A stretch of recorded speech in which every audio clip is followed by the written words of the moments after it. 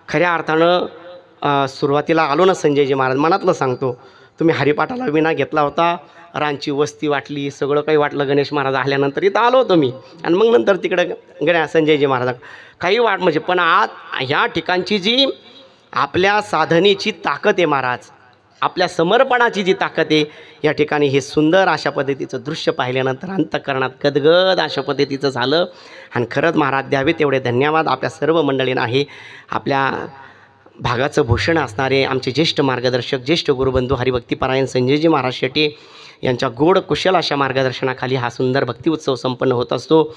या निमित्तानं बजरंग तरुण मंडळ हा अतिशय तण मन धनानं या ठिकाणी समर्पित आहे. या तरुण मंडळाकरती सगळ्यांनी एकदा जोरदार टाळ्याच्या गजरात त्यांचं स्वागत करा, अभिनंदन करा. संजयजी महाराजांकरता एकदा जोरदार टाळ्या होऊ द्या. खरंच महाराज मी सांगितलं, गेल्या 35 वर्षापासून महाराज ज्याने आपल्या गावातली ही कारण जननी जन्मभूमिष्ठ आपली जन्मदाती आई आणि जी अंगा खांद्यावर महाराज खेळवणारी ही मातृभूमी स्वर्गापेक्षा सुद्धा श्रेष्ठ सांगितली. आणि त्या मातृभूमीला महाराज त्या नजरेनं त्या दृष्टिकोनातून पाहणारा महाराज व्यक्तिमत्व आपल्या सर्वांना